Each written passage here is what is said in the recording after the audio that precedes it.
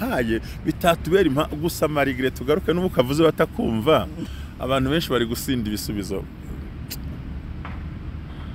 abantu benshi bari gusinda ibisubizo pe umuntu arabona ibisubizo arangiza ukagira ngo no muri korora akahareka ati hoya ati je n'icya 10 ntabwo nagitanga ko asigaye yinjiza miliyoni nka magana amafaranga menshi ati hoya kandi kera kigira igihumbi yarabaraga ariko yagize ngo ntago mbyumva noneho n'ubusambanyi bwajemo cyane ko burya mu bintu indwara namaze kubona kuko buriya akenshi ndabizi ko bariza batwumva Imana ituvugisha bitewe naho turi na situation n'ibitubangamiye inadukomereza ko izatugirira neza kandi amatorero yose aba mu isi ukiretse ryo kwa shitani Imana yabamo n'abarimo irabakunda itaguhagurukije kujya gutangiza ko buriya byo gushinga amatorero ntuzabimbwire ngo n'Imana ihagurutsa abantu gushinga amatorero mu buryo butatu icyambere uhaguruka kubera ko yumva akeneye kugira izindi mbaraga akahaguruka gakora hari ugenda kubera ko bikamunanira hakabaho n'ugenda kuko avuga ati nabonye runaka byaramugendekeye nanjye bizangendekera neza ugasanga ibintu biratunganye mu buryo bwiza isuraho ngaho no gutekereza rero ni byiza ko icyo ni intambwe ya mbere twasobanuraga yo kubasha kurinda isezerano ryawe yako bimwe mwavuganye yabikoresheje niba abantu b'Imana cyangwa abantu bo mu isi tuzi kurinda amakontra twagiranye n'abantu uri murabyumva nta exception ibaho buryo kereka abantu babiri yo bicaranye umwe akadohorera undi rero Imana yacu ukuntu ari nziza nihabwe icyubahiro iyo umenye neza ko ibyo mwavuganye utabyubahirije iyo yemera guhindura aca bugufuka yisaba imbabazi wibuke neza wa mugabo ahabo amaze kwicana bote wibuke neza ko ngo yahise amwishe bamaze kugambana ngo ariko nyuma umuntu w'Imana amutumweho ngo aca bugufa areba ivura arihana Imana itibonye ukuntu yihanya habo n'ukuntu atagondeka ijosi igenda umugere ko ntakibikoze none hanga ibyaha yagusezeranje ko izaguha inzu ikaguha n'ubuzima uri muri korari wayivuyemo twagombye kumenya ngo isezerano banjye nkunda ibintu byo bya declaration cyangwa bikorwa mu mategeko bya mbikunda iyo bavuze isezerano bavuga naho ryakorewe ukumva ngo ingonga amasezerano ya Davos ukumva amasezerano ya Rwanda nuvuga ngo buri gihe iyo habayeho isezerano bashyiraho itariki n'umunsi naho isezerano ryabereye wagira ngo Imana yo ntibizi yagusezeranije kuzaguha ibi nibi tutavuga mu mazina uri muri korari uri umushumba uririmba wuzuye umwuka wera uyu munsi nturi hahandi haragira ngo bigende bite iyo niyo step ya mbere ngenda ndavuga murabizi ko n'igisho by'ibitambo hatariho gukiranuka igitambo cyawe uzapfana nacyo hagara guca abantu intege oya ntundebe nabi kuko hari igihe umuntu yibwira ngo ngaratamba ibitambo ngo ibihindure oya harabanza habeho igitambo cya mbere cyatanzwe na Kristo cyo kudupfira ku byaha Yesu reka amashimire mu izina ry'umwami wacu Yesu Kristo ko tubana hano ku bumwe bw'abera ministries Imana y'amahoro iguhe umugisha kandi kwishimire iguhe kuba mu gihugu cy'Uwiteka Imana yawe iguha ikunezeze igusetse guteteshe gutoneshe ikirenze kuri icyo uzabone ubugingo mu gihe wakoze bya bintu bitatu tugenda tuvuga hano ku bumwe bw'abera ministries umunsi ku munsi yego wabyumvise neza rero abantu bari mu gihugu cy'u Rwanda abantu bari hanze ngo ni ntara gatandatu y'abadiaspora turabasuhuje cyane umunsi ntago ntinda kuko uyu munsi no munsi nshaka yuko dukora ibintu kandi tukabikora vava kugira mu kanya mubone ikiganiro yego baramutse musho baramutse cyane Yesu nashimwe Yesu nayakira haleluya ndashima Imana ko naramutse amahoro yego n'abadukurikiye ndabizi buri bari gushima Imana ko baramutse kubera ko byanga byakunda ikitagenda neza uyu munsi ugihigiye ibintu byose ni ukubihigiye magambo kuvugwa yahigiye ukene bukuriho buhigiye indwara ikuriho yigiye ikintu cyose ugiye wiringiye Imana ko igihe kigufi kiragufata ubundi buri gihe nta gihe na kimwe cyagusiga ku musozi igihe cyose kigushyikiriza ikindi gihe ngo igihe cy'ubukene kigushyize cyo gukira igihe cy'indwara kigushyize cyo cy'ubuzima mvango buri gihe cyose kigushyira mu kindi gihe kandi si gitangaza ko muri icyo gihe kindi ugezemo hari n'ikindi gihe kizakugeza ku kindi gihe runaka kuzagera ubwo uzagera mu gihe kikugeza aho abacecekerwa. Hari ikintu kimwe ndimo ntekereza ngo ariko ubundi ni ukubera iki igihe ari cyo gikemura ibindi ese natwe twakwirefera kuri ba bantu bavuga ngo igihe ni Imana ya kabiri? Anjye nta Mana ya kabiri nzi igihe giteye, ubwo Imana niyo yagenye igihe kuko nayo ntiyaremeye ibintu icyarimwe. Ubundi bagomba kuvuga ngo ibintu byose bariko yagiye ifata umunsi umwe ikafata undi munsi, ko burya ibintu byose bikorwa mu gihe cyabyo. Niyo mpamvu imbere y'igihe si igihe, nyuma y'igihe si igihe, ahubwo tukwiye gusaba Imana ikadushaka kuba mu gihe cyacu no kumenya mu gihe cyawe urimo habamwe ibiki, igihe uhagazemo hari nk'ibiki ndi ubashe guhangana kubera ko buri gihe kiraguhinyuza. Ariko iyo uri mu gihe cyawe umenya n'intwaro ukoresha mu gihe cyawe kuko ubuzi n'intwaro zakurwanije mu gihe cyawe, so bigatuma igihe rero ubasha kugitsinda neza. Kubera iki? Kubera ko icyo wakoze ni uko wamenye kujera igihe cyawe. Mushu, hari ikintu nshaka yuko uyu munsi turi buze kuganiraho twirefeye kuri ibi bintu uvuze. Mpise nibuka yuko hari ikintu rwose nasigayemo inshuti zacu, ariko mbere yuko tutangira reka dushime Imana. Nyiri ibyiringiro, nyiri amahoro, Mana yacu gakiza dukunda, waduhaye imbaraga, uraturengera, utwitaho, tubera urufunguzo. Twabonye imigisha iva mu biganza byawe, tubona umugambi wawe mwiza. Ndagusabye kano kanya unyemerere njye na Emmanuel tuyobore kino kiganiro kugira ngo our audiences abaza kumva bino bintu mwami bazagubwe neza, bumve ko uri Imana impande rwacu. Kandi data, iki nicyo gihe dusohoyemo, utugire neza batubashe gukora ibintu bidasanzwe mu buryo budasanzwe, bwa Yesu Kristo umwami wacu. Amen.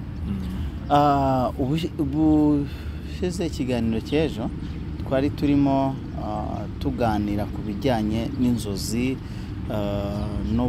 n'uburyo ki zisobanura, tunabagira inama. Uyu munsi wa none rero wadusigayemo umwenda utubwira buryo ki umuntu yashinganisha amasezerano. Ikintu cya mbere gushinganisha amasezerano akenshi ashingira mu jambo ry'Imana. Ntabwo wajya muri assurance runaka, ntabwo atumye kuyamamariza, birumvikana, ariko hagati aho n'abakiriya n'abantu badukurikiye nshaka gukora ikintu kimwe. Iyi sport view turimo nashaka kuyivuga, wabimbuje ariko ndinda kubivuga. Abantu baduhaye jaride nk'iyi nziza aho dukorera hose, mbere yuko nsubiza ni ukuri sport view Kicukiro yubahwe kandi abantu bahagere. Hari ibintu byiza byose, hari amapisine, hari masauna, hari massage, hari ahantu uskwano habera n'ubukwe bugera kuri bone, ariko hari nko jaride zitandukanye, sare n'amajoro akajyamo. Ubwo rero mukomeze muhagane, kandi na room meeting n'ibyimbo by'amasengesho birimo.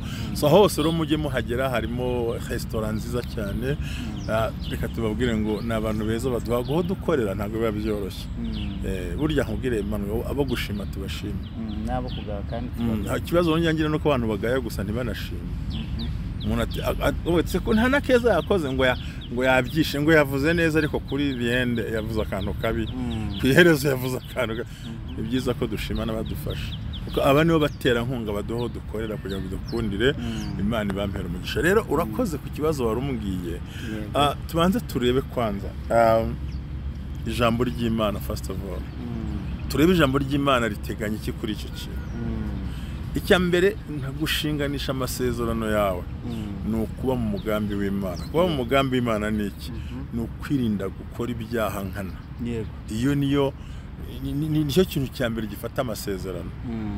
Kuko iravuga ngo nari navuze ko nzagendana namwe, ariko ntibikabeho. Ikongera kuvuga ati ariko rero hari ahantu yagiye igaragaza ko abantu bagiye bahomba amasezerano. Kubera iki? Bivuye ko abantu basohotse mu mugambi. Rega buriya Manuel, nkubwira ikintu gikomeye, yagusezeranije uri umunyamasengesho, uyu munsi uri umunyamubiri. Ikubwira yuko izaguha amafaranga, izaguha inzu, izaguha ubukwe, uri kanyarira. Uyu munsi uri mu kabari, uyu munsi uri mu ndaya, uyu munsi urimo urakora ibyaha. Yagusezeranije ko izaguha inzu, ikaguha n'ubuzima, uri muri korari wayivuyemo. Twagombye kumenya ngo isezerano, njya nkunda ibintu byo bya declaration cyangwa bikorwa mu mategeko, bya mbikunda. iyo bavuze isezerano bavuga naho ryakorewe ukumva ngo ingonga amasezerano ya Davos ukumva amasezerano ya Rwanda nuvuga ngo buri gihe iyo habayeho isezerano bashyiraho itariki n'umunsi naho isezerano ryabereye wagira ngo Imana yo ntibizi yagusezeranije kuzaguha ibi n'ibi tutavuga mu mazina uri muri korari uri umushumba uririmba wuzuye umwuka wera uyu munsi nturi hahandi haragira ngo bigende bite iyo niyo step ya mbere ngenda ndavuga murabizi ko n'igisho by'ibitambo hatariho gukiranuka igitambo cyawe uzapfana nacyo hagara guca abantu intege oya ntundebe nabi kuko hari igihe umuntu yibwira ngo ngaratamba ibitambo ngo ibihindure oya harabanza habeho igitambo cya mbere cyatanzwe na Kristo cyo kudupfira ku byaha no gukiranuka shamwe yatubwiye ngo ushaka kwegera Imana ayegere yera uko nawe nigize gute yagusezeranije ko izaguha ikintu runaka utavuze mu izina uri umukozi w'Imana wa uyu munsi nturimo gukora kugira ngo bigende kuko kandi umunsi nashatse kuvuga buke ariko ndabona ushaka kuncokoza iyo ugiye kwinjira ahantu bugiye kunyinjira mu bindi bintu nabwira abantu nkumva birangomereye wibuke neza tubisubiremo tubivuga inshuro zirenze imwe zirenze ebyiri zirenze eshatu zirenze zingahe aho Imana umugabo umwe abagabo babiri nongeye kubisubiramo bicicurane byo kubara bagiye gutata igihugu cy'Ikanani barangije 10 bazana inkuru z'incamugongo babiri bavuga inkuru nzima tumva kwabwiza ukuri ibyo bigabo ni binini ni barebare koko twibonye niko bitumeze ariko nta kibakingira niba Uwiteka twishimira iryo jambo raryumva rero niba Uwiteka twishimira azatugeza muri icyo gihugu kucyo kantu bakongeye gusa niba Uwiteka twishimira nubwo ari ibigabo binini cyane ariko niba Uwiteka twishimira tuzabarya nk'urya imitsima barangijeho ko Imana yavuga ngo abantu bose baragumuka bashaka gutera mu buyizo ntumwa hasigara no Imana itibwira Mose ngo aba bantu reba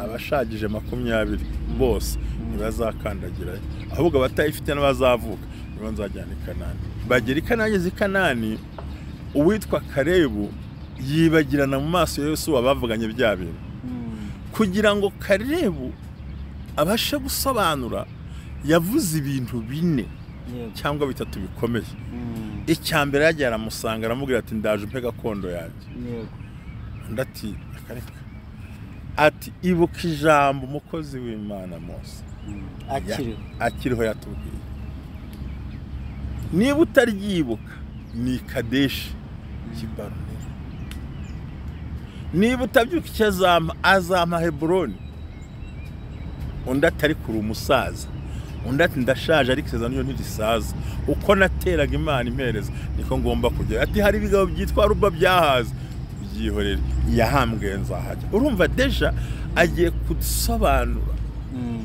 uzara muri yo ngo nuko Imana ku musozi Siyoni ibwira abisiraheli gutya ku musozi wa Sinayi buri gihe uzasanga isezerano ry'Imana rivuga aho yari guhereye igihe yari guhereye hamwe nabo mwari kumwe so rero ni gute umuntu ashaka kurindisha isezerano aribereye ku icupa yaraguye yari muhereye mu cyumba korari yanezerewe bararirimba buzura umwuka wera Imana iravuga none uyu munsi umuvandimwe yamubwiriye nta cyakandagira so intambwe ya mbere yo kurinda isezerano ni ukumenya guhagarara ku Imana yavuze iyo ibasha kugufasha mu buryo bwayo ikakujyana ahandi kuko ntago tuzahora muri korari ntago tuzahora muri korari kete promotinga nk'aba mwarimu kampromotinga nk'aba pasteri kampromotinga bakangira umurevera ariko style ndacyari muri ministeri y'Imana sinijyanyeyo hari kandi ngiye no kuvuga buri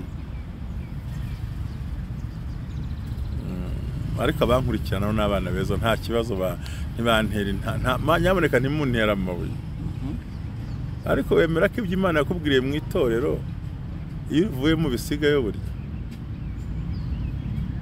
ntabyo bazi ibyo yakubwiriye ahantu kuko buriya buri muntu wese mu itorero abejwe muri ryo hari impamvu Imana igusezeranya bitewe n'aho uri n'imbaraga zikurwanya n'ibyo ugomba kubamo.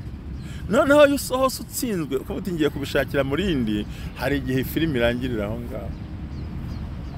Nese pastor, no kuvuga ngo niba umuntu yarasengaga agasenga agakizwa agakiranuka ari yenda muri bavuga izina ry'idini muri reveil reveil se ofite itorero bita reveil oya ni revive ngiye ndi kuvuga reveil kavuga itorero higisi ntacyo dutwara cyangwa yigereke turekere ko reka nkomeze kuri reveil nta kibazo umuntu Imana yavugiye ku buzima bwawe cyangwa se ku buzima bwe gakoresha umwana wayo agahanura akavuga ati nzaguha umugisha, ariko akagira kwaguka muri uyu murimo akajya yenda muri Habakuki, mu itorero bita Habakuki. Uyu muntu ibyo muri reveil yabisizemo none cyane bisigarayo bya gutangira ibindi bishyashya yongeye muri Habakuki. Kuko urumva amasezerano y'Ikadeshi siyo y'ugira ugari, amasezerano y'Ibeteri siyo yahariye. Ndagira ngo umenyeshe ngo ibundi reka turebe ahantu uri, situation burimo cyangwa condition burimo, ni na Imana ishingiraho ivuga. Niba mwimuye nkurikira neza ikintu bagusaba mu buzima busanzwe, niba ugiye gusaba handi kavuga ngo zana testation service rand twe ko cyaho wavuye ukora. Nge navyo ni kano kantu kukaza kukumva kuri benshi ntibagashyikira. Niyo mpamvu uzasanga umuntu wese udahagurukijwe n'Imana ngo imutwara aho hantu ku mpamvu zayo, yanga byakunda arasufa pe agasa n'ifu y'umweru y'igikaro ukabona cyaracuye inzobe igacuya, umuntu agasaza umureba kubera ko hari aho yamubwiye. Kuko buriya akenshi ndabizi ko bariza batwumva, Imana ituvugisha bitewe n'aho turi na situation n'ibitubangamiye, inadukomereza ko izatugirira neza. Kandi amatorero yose aba mu isi ukiretse ibyo kwa Shitani, Imana yabamo n'abarimo irabakunda, itaguhagurukije kujya gutangiza. Ko buriya byo gushinga amatorero ntuzabimbwire ngo n'Imana ihagurutsa abantu gushinga amatorero mu buryo butatu. Icyambere uhaguruka kubera ko yumva akeneye kugira izindi mbaraga akahaguruka agakora, hari ugenda kubera ko yewe bikamunanira, hakabaho n'ugenda kuko avuga ati nabonye runaka byaramugendekeye nanjye bizangendekera neza, ugasanga ibintu biratunganye mu buryo bwiza. Isura aho ngaho n'ubwo gutekereza. Rero ni byiza ko icyo ni intambwe ya mbere twasobanuraga yo kubasha kurinda isezerano ryawe. Uko yari gusezeranije uhagaze umeze neza, wihindagurika. Kuko Imana hari igihe bitwaza cyaje muri Habakuki byo muri Kubara 24 ngo umwana se umuntu ngibeshye hano umuntu yicuza ibyo yavyo no kubikora izagira gute. Ariko twabonye ko munsi handitse mu ko nta ndagiri mu ba Yakobo, nta busambanyi, ntibatuye ukwabo, ntabasanga muri betting, ntibabasanga bivanze, nubwo ko butivanga. Niyo mpamvu idashobora kubeshya. Ariko iyo dusohotse mu masezerano tuvanywemo no kudakizwa no kudakiranuka, ewana isezerano ryose rigira condition. Yes, there is no contract without condition. Isezerano ryose rigira condition. Ese pastor, umuntu ikintu cyose umuntu agiye gukora ni ngombwa ngo agire kontra cyangwa se condition? Hariho kontra itandikwa yakanwa. Nukora gutya nzagira gutya, nugira gutya nzagira gutya, nimwunyubaha mukabana nanjye mukagendana nanjye, ibyiza byo mu gihugu cyose muzagira gute.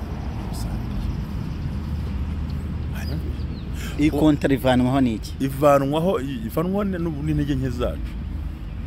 Burya Imana y'ibyo yavuze biguma bitegereje.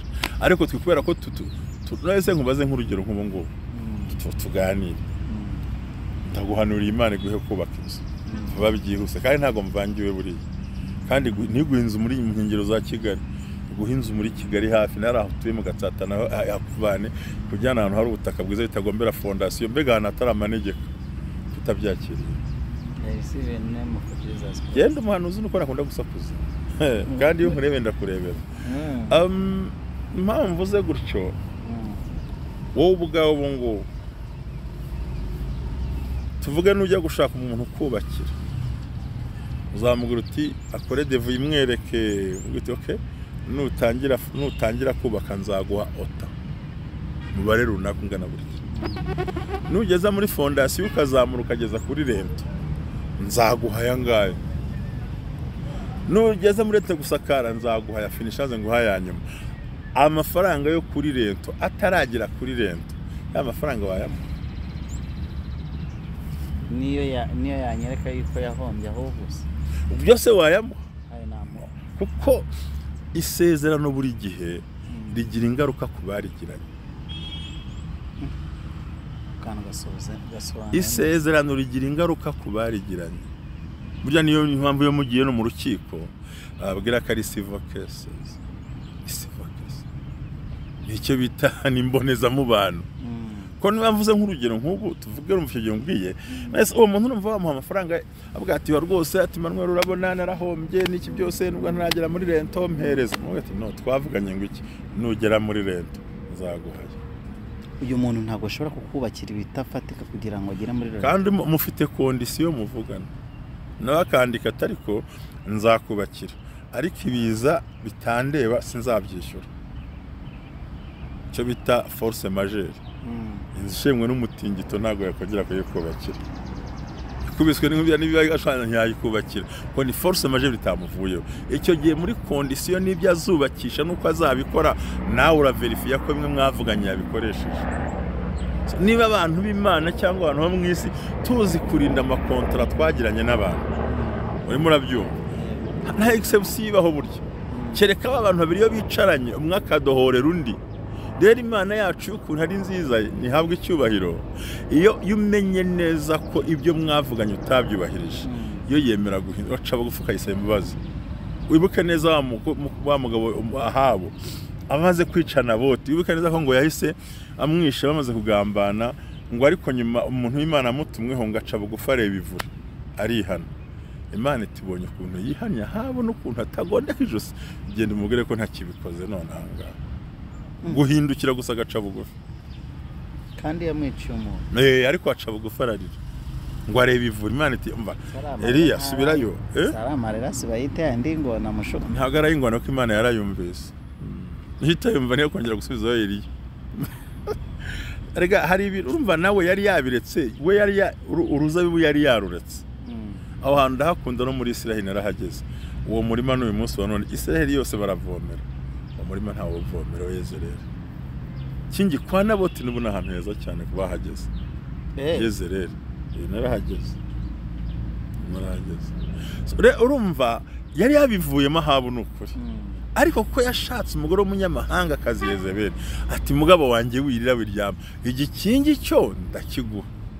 Ukuntu bishe na bote utibwira neza ko umwami yagiye agaca urubanza ahubwo uriya mugore yashatse ibigabo by'ibigoryi byo gushinja nde na bote icyo kinyoma undi amenye ko yapfuye amwe ngo amaraso zarigatira hangaya abazarigatira byose bisobanura ngo umugabo aca bugufi ariko yohejwe na wa mugore. Erega yubana n'abantu babi buri gihe bakohereza mu bintu bibi yubana n'abantu beza kujyana ahantu heza noneho arabimenya aricuza arahindukira nta kindi kintu yakoze ntiyamuzuye ntiyamushubije uzarubiwe ariko yari yaruretse umwami yanze ahubwo Yezebeli w'umunyamahanga utagira icyo utinya abantu b'Imana udatinya Imana ati humura si igikingi ndakiguhesha yamubwira plan agiye gukoresha ariko yihanye Imana mvuga ngo si nkibikoze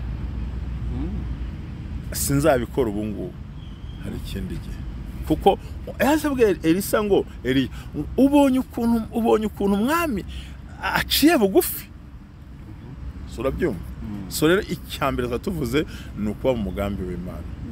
Cya kabiri ni kumenya neza ngo nubwo nimukiye ahantu mu rindi torero mu yindi korari se cyangwa umupasiteri bikozwe mu Mana mu bumana bwayo kuko yasezeranye hibuka. Cya gatatu nakivuze uko yagusezeranije uhagaze iza gusanga warunamye.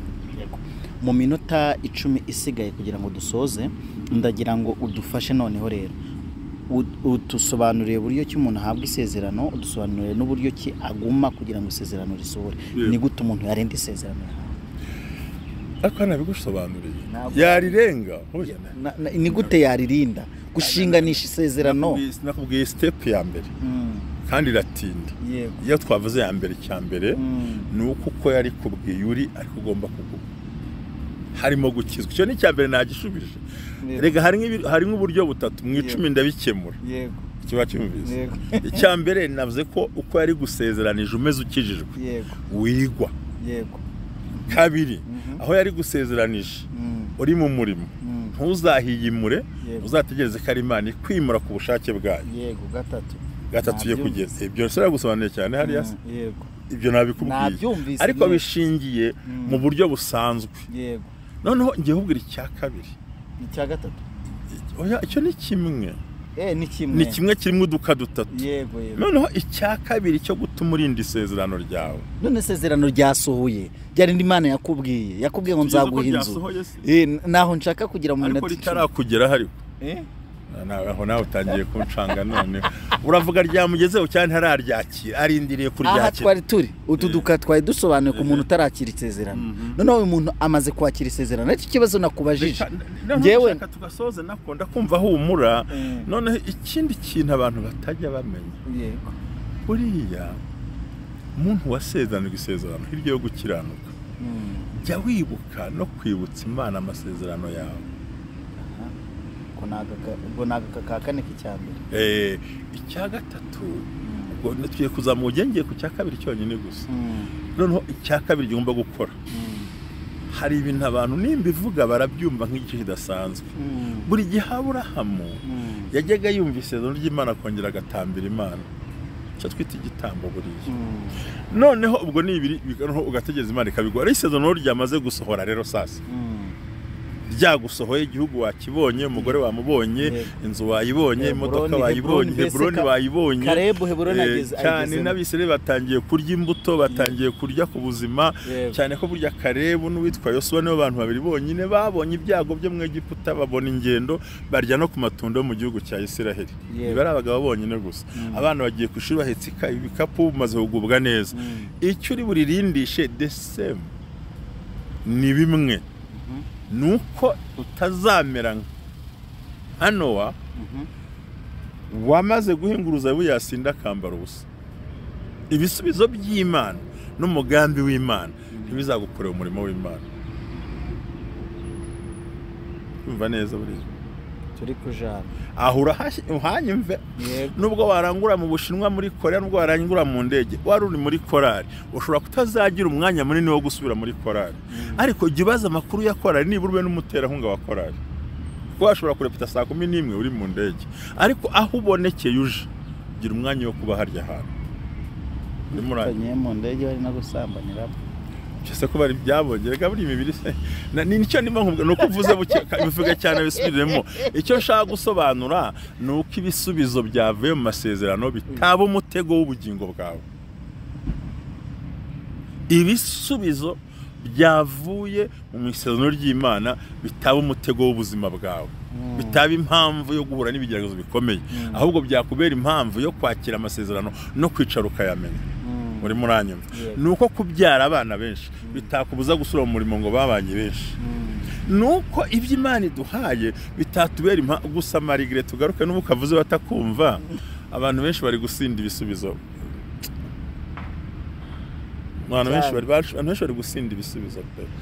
Umuntu arabona ibisubizo arangiza ukagira ngo no muri korora akahareka ati hoya ati je n'icya 10 ntabwo nagitanga ko asigaye yinjiza miliyoni nka magana amafaranga menshi ati hoya kandi kera kigira igihumbi yarabaraga ariko yagize ngo ntabwo mbyumva. Noneho n'ubusambanyi bwajemo cyane ko burya mu bintu indwara namaze kubona umugabo wese wakijwe gatumurongo akora ibintu bibiri cyambere gusambana, cya kabiri kunywa inzoga, cya gatatu zirazi zikomeye guhunga urusengero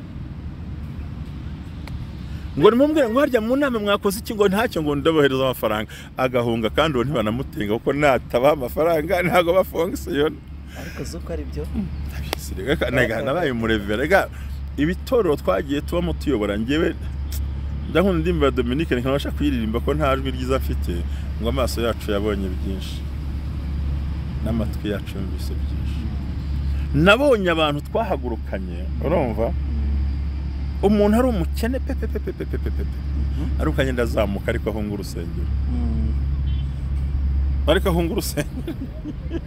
umwe sinanamuvuga n'izina hatuye simpavuga aramwe ngo shaka abana ngo jewe n'umugore wanjye muroza kiberanye ese ko mutakiberanye no kubera ngo ntazi gutegura salade ngo bakire baraza kwihisha ngo n'umuturage ngo ntazi kuba mu mafaranga tubaye iyo umuntu avuze iryo jambo afite nyiramama wanjye ku ruhande ibyo ni ibintu abagabo benshi baguye bakora kimwe n'abarokore banyumve neza usko itorero rimo n'iryo ndimo tuba muri ADP niyo tubamo twemera amapantaro ku bagore twemera kudefiriza ku bagore twemera Jeanette ku bagore hano tutemera turabizi byacu ariko bitabuza abantu kujya mu ijuru kuba bikora ahubwo ni discipline y'itorero ako ngasobanuye ukumvise neza kugira ngo abantu bitoragire ukuntu babaho ariko umukobwa wonye amafaranga ari muri ADP ari yaranja kuko ashaka no kuma muri ya korali ace muri saro bamushyiriremo akadefirizo gato ariko buri ufashe ibase yuzuye amazi harimo na omo ugahagarara ku muryango w'urusengero abagore benshi basanga baradefirije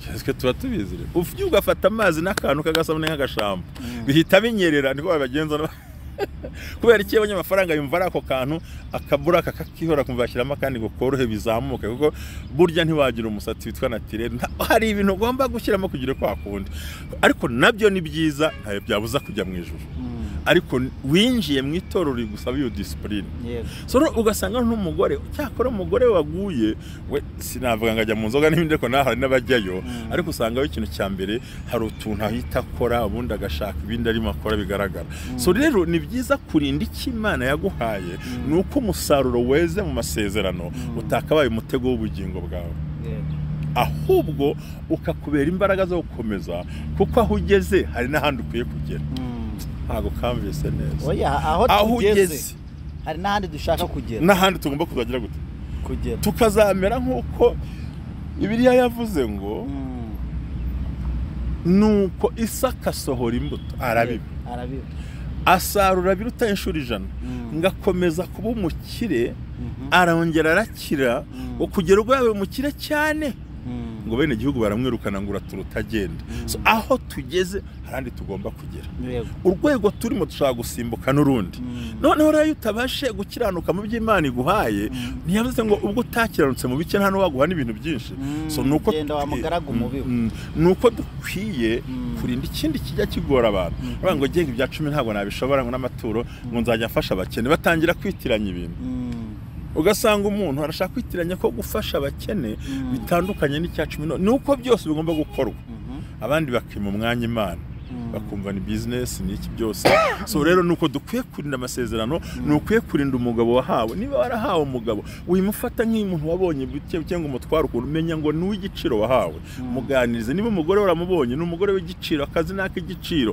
uzi ko ajya umugani ngo kagora isaba ariko kagora isaba siko kagora isaba ubundi kubona umuntu mukoranye ukwezi kumwe abiri ukabona isaha iracyari yasaha hari abandi rero kagora isaba mugeze kwa n'umukozi akajya ambwira ngo boss ngo wihangane ngo ubungeze Muhanga ngi Butare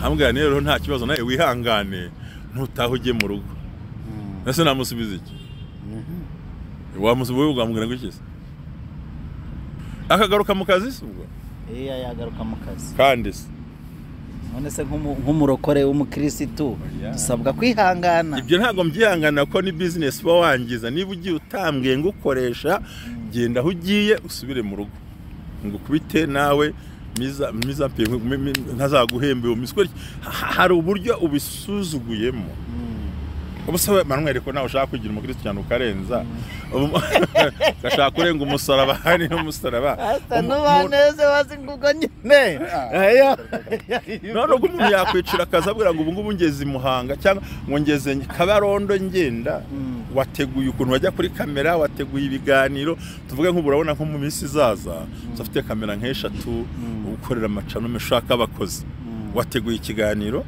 cyambere zo kubona umutumirwa bihenda ubonye umutumirwa musetinza amasaha wa mwana ari kuza kuri kamera umutumirwa arageze ngo boss ngo wihangane ngo n'ingisinziriye cyangwa ndi mu nzira njya Kabarondo urahambwira wowe bwawe kubaza ngo kamera yangire ati nayisize mu rugo nogera mu rugo umaze kuruhuka neza uyinzanire dukora kwita umwohereza mu rugo nuko nagize umumotari barufitiye moto ntajya mverisa navuga ntuze kundeba ndagushaka umumotari nsugani ati ndagusanga mu rugo ntisinga mu rugo uransanga ku muhanda ngaho mpe kungeze mu rugo haryo undi twarasoze ntibyangombwa turebe ndavuga rero siga moto yanjye hano wari ufite angahe 35 ndayaguhembye genda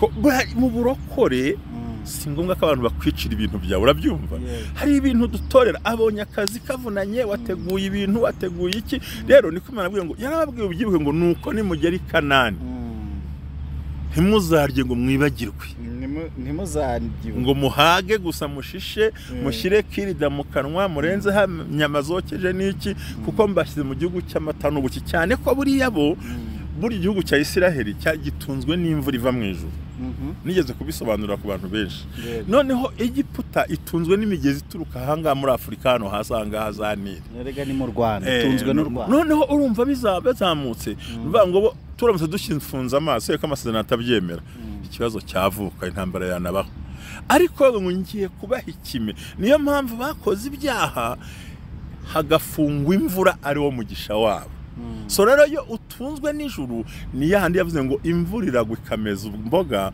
na sherege bigatosha ubutaka so rero ni byiza ko ibyo twahawe our business amafaranga ubuzima ibyo duhabwa dukwiye kubirinda bitubirindisha gukiranuka no gutamba ibitambo kuri byo no gufasha abakene kugira ngo ibintu bigumeho urumanyimva neza no kubaka umurimo w'Imana kandi bikadufasha kubaha Imana kurutaho nta kuba kuri nta kuba kuri ibi ibintu byose byoroswe no kutagwa ko niba yaguze V8 ejo uzagura imodoka ihenze kuko hejuru yaho uri harahandi ukwiye kugera ubwo hejuru ya V8 hariho Range Rover hakaba ari muzini sinzi ukuntu babisobanura ariko nuvuga ngo munsi ya miliyoni hari 3 hari 10 hari 100 hari 200 munsi yo kujya i Burundi mu ndege hari kujya muri Amerika ukagaruka munsi yo kubyara Karine hariho kubyara na Korode hejuru yo kubyara bane hari na batandatu hejuru yo kugura inzu imwe muri Kigali wajya n'inzu nka 10 na zingahe hari amasezerano agihari bitatuma uguma aho hantu